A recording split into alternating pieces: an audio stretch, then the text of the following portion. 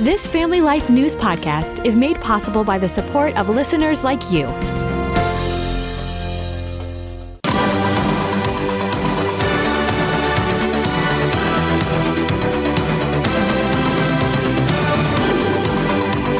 This is Capital Connection. Fridays during the Noon Report, we give you direct connection to all that's happening in Albany and Harrisburg with the experts on the issues at the state capitals. They are this week Jason McGuire with New York Families and Dan Bartkowiak at the Pennsylvania Family Institute. Well, Dan, let's start with you this week. The Pennsylvania House on a party line vote approving the Fairness Act, a measure that would ban discrimination based on sexual orientation or gender identity. You argue there's nothing fair about the Fairness Act. Explain to our audience how this vote developed in Harrisburg and what happens next. Yeah, thanks, Bob. This was certainly the talk of Harrisburg this week, and it's something we've raised concerns over the years, just with the broad implications, especially with religious liberty. I think one of the striking moments in the debate this week was hearing lawmakers claim about separation of church and state, but then at the same time they were invoking Scripture, and I'd say out of context sometimes, defending a position that really is threatening religious ministries, schools, issues of privacy, fairness, women's private spaces. It has all these implications with this law. So certainly it's an issue people, especially Christians, should be informed and engaged upon. You can learn more at pafamily.org with our organization. But yeah, this was an issue that was moving through fast in the House and certainly need to be aware of it. Yeah, any chance the Senate takes this up, or will they just say thanks but no thanks? Well, it seems thankfully there are Senate leadership that understand the real implications of this bill, that it's going to impact schools, it's going to impact women's sports.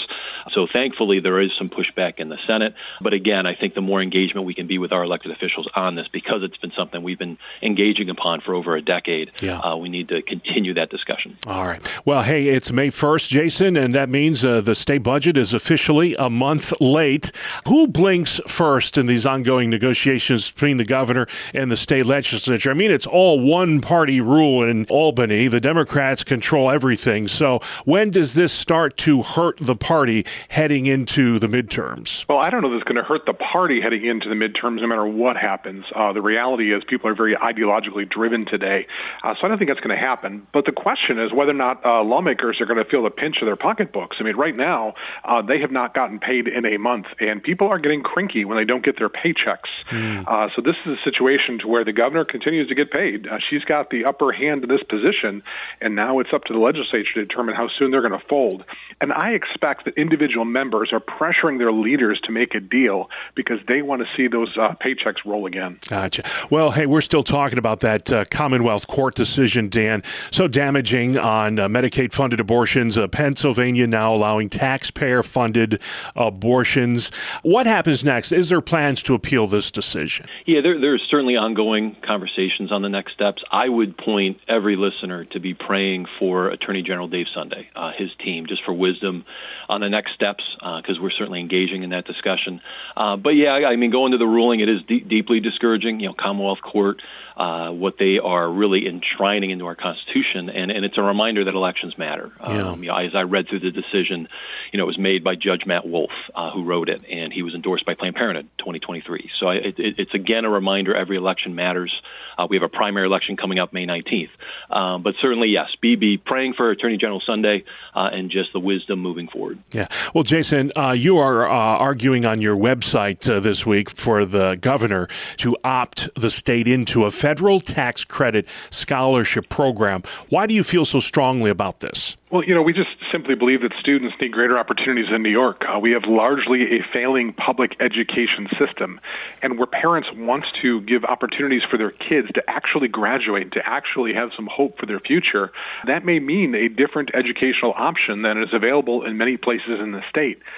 if the governor would allow students in New York to participate in that federal tax credit scholarship program, which was a part of that big, beautiful bill that President Trump likes to talk about, if she will allow students to opt into this, well, that's an opportunity for a whole lot of students in the state that do not have it right now. Yeah. And the good news is we hear that the governor is inclined to do so, but we expect there will be fierce opposition, so voices need to be raised to urge to opt in to that federal tax credit scholarship program. Would this be something included in the budget negotiations or a separate matter after the budget's decided? It's probably going to follow the budget negotiations. It does not require the legislature to act. It's simply a signature from the governor, so the governor can do it, and we would trust that she will. Otherwise, those dollars are just simply going to students in other states. That makes no sense for our kids here. Yeah, indeed. Dan, I know you were troubled last week when the Trump administration reclassified marijuana as a Schedule III drug. He's also providing tax breaks to the marijuana industry.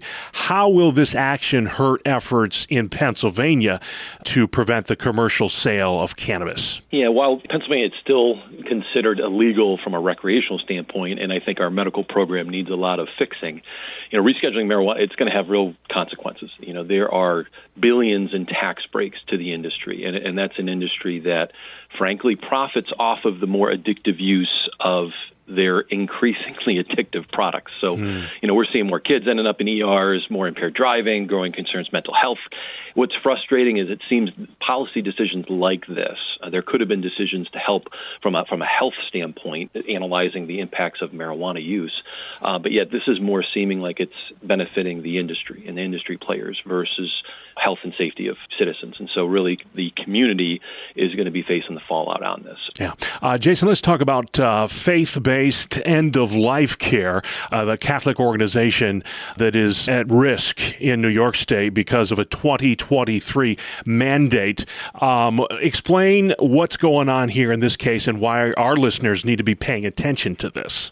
Yeah, this involves the case of the Dominican Sisters of Hawthorne, which are an order of Catholic nuns who operate a place called Rosary Hill Home in Westchester County.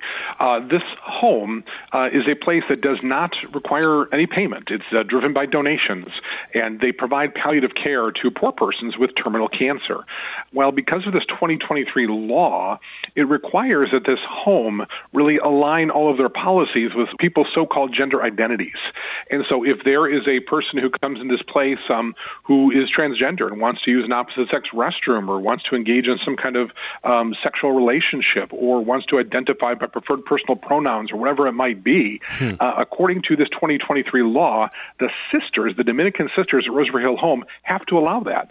Well, they're in court trying to defend their right to exercise their religious liberty and to simply be extending compassion and mercy to those in need. Yeah, and I see the Attorney General will back down on this. I think their fines are like $2,000 a day, just astronomical, something they can't afford. And hopefully they'll win the day here in that case. And then, guys, before we go, of course, next week, the National Day of Prayer is Thursday. But, Dan, in Pennsylvania, you're kicking things off early with an event at the state capitol on Wednesday. Would you please explain what's going on there? Yeah, absolutely. And, really, I loved just the other week, I was with the Christian Homeschool Association of Pennsylvania, and we sang How Great Thou Art in the Capitol Rotunda. And it's just so beautiful to hear hymns being sung in our Capitol. And so if you haven't had that experience, certainly encourage you to do so. And one opportunity, yes, with the National Day of Prayer.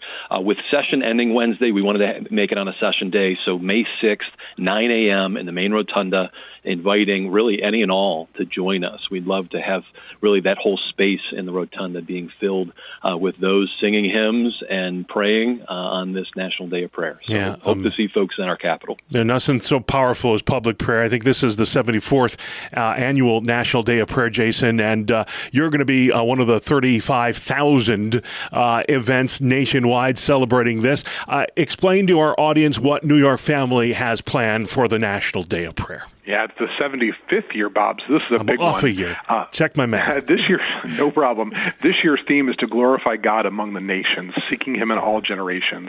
I just think it's a great theme. It's it's the 250th birthday of America this year. We're celebrating that later this year. We're just coming off America Reads the Bible in Washington, D.C. There's a call to rededicate America to the Lord on May 17th. And so now is a great opportunity for people to come to their state capitals and really at the state level to then just gather together in collective prayer to say there's a need for the Lord to be intervening in our state and the nation. Amen. Prayer works. You just got to do it. And there's more information on your guys' websites about these two important events next week. Hey, we've been a lot of places this week, Dan. If folks have questions about any of the topics discussed today, or they simply would like to learn more about the PA Family Institute, where can they find you online? PAFamily.org. And stay involved on all the issues in New York, and New York Families doing a great work in Albany. Jay, where can folks find you? NewYorkFamilies.org.